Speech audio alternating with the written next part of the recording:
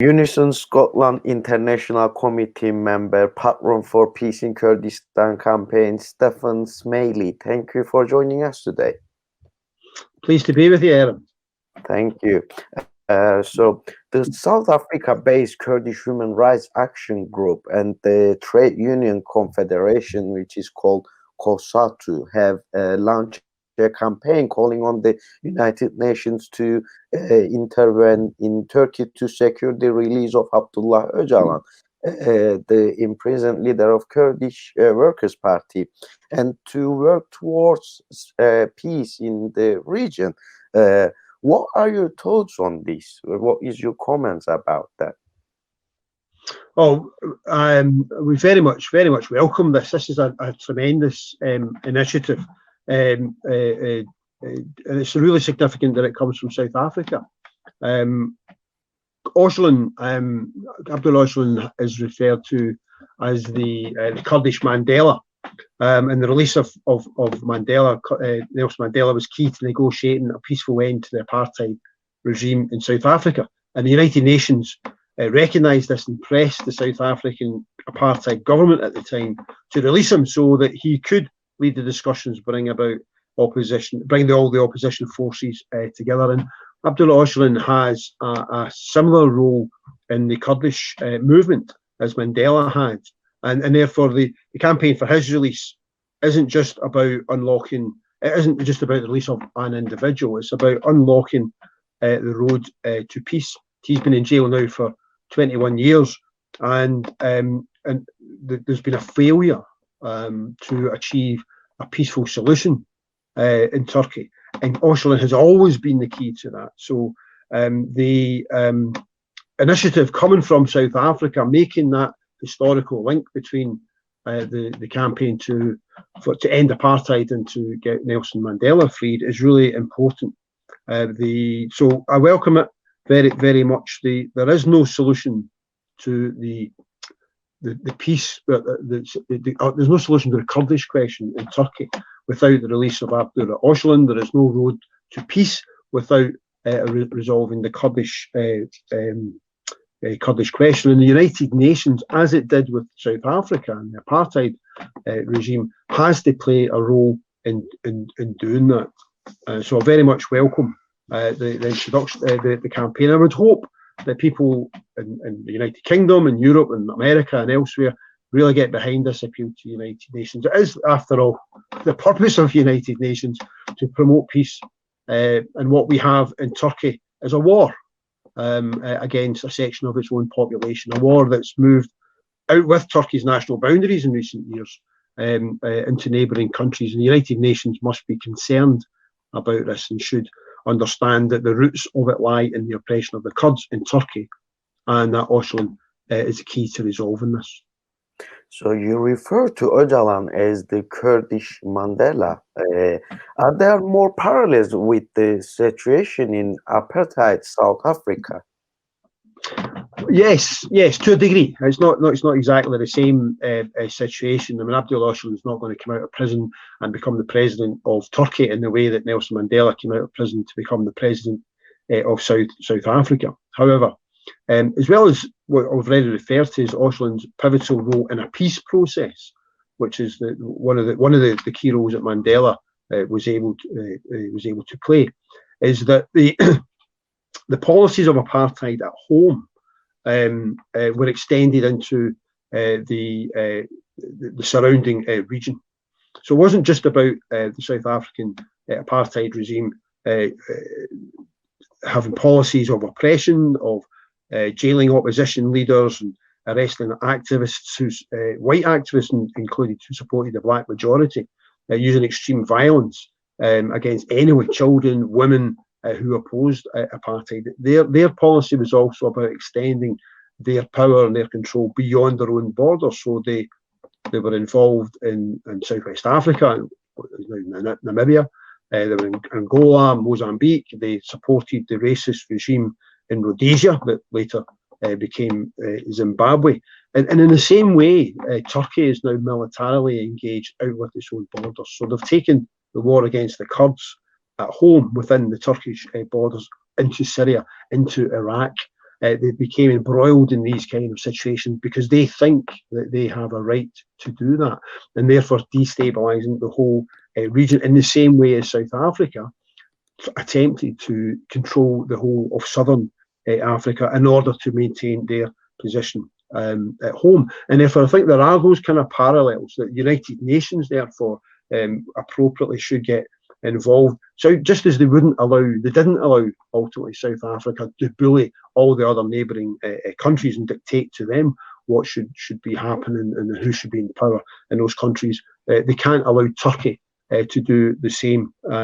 Turkey has extended, as I said, its military interventions into Syria and Iraq, but as we've seen in recent times, they're also now intervening in Libya. They were involved in the conflict between Armenia and Azerbaijan over Nagorno-Karabakh. They've made threatening gestures in relation to Cyprus and the Greek islands in the Eastern Mediterranean. So Turkey is becoming a problem for the region, and the United Nations has to be concerned about that. But it's understanding that this all relates back to their own policies internally to the Kurdish population, and resolving that issue is key to all the rest of it. So there are parallels with South Africa, which go beyond the simple identification of the individual. And the other thing that you refer to, the suppression of opposition in Turkey. So the recent jailing of Leyla Guven is an example of this. So what is your message to Leyla and women jailed like her, especially the Kurdish women politicians? Very short, very briefly, please. Okay, yes, I'll try and be brief. Yeah, I mean, I just want to say I met Leyla Guven last year in February in Ankara, and which was very impressive. She was still recovering from her hunger strike that she led to raise awareness of Ocalan's condition.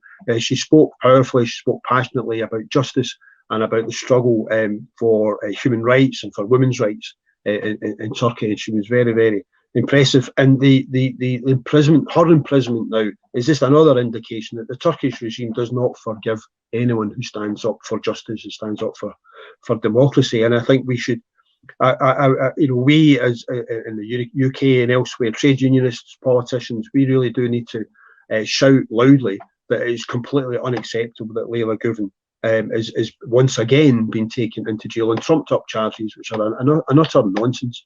And we must demand her release, as well as standing up for her party, the HDP, who have had 20,000 of their activists arrested. They've had MPs and mayors sacked.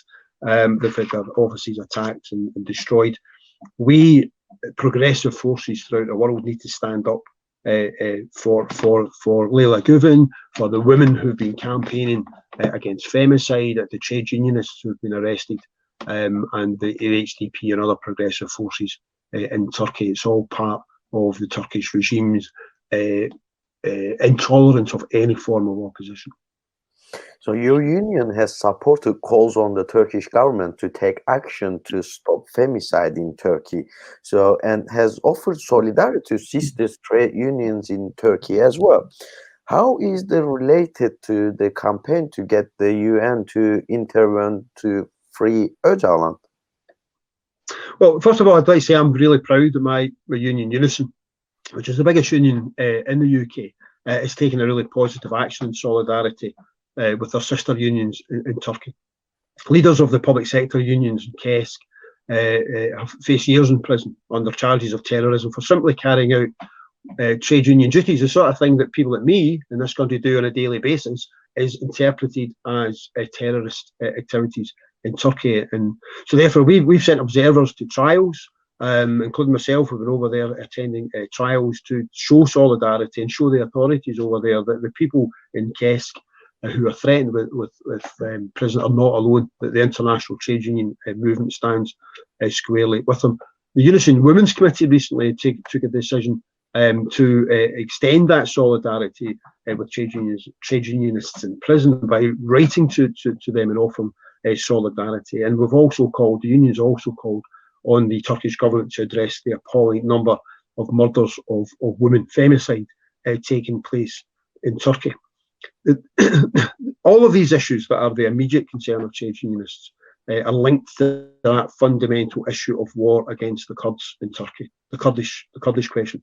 It's a fact that any state that wishes to suppress the culture, the identity, the democratic political expression of almost, a fifth of their population will have to use violence and undemocratic means to do so. It will uphold all the regressive aspects of its own culture, its patriarchy, its sectarianism, in order to try and keep a lid on the opposition, all opposition. So it's not just the Kurds; they have to suppress all opposition, because they cannot allow effectively an open democratic space to develop.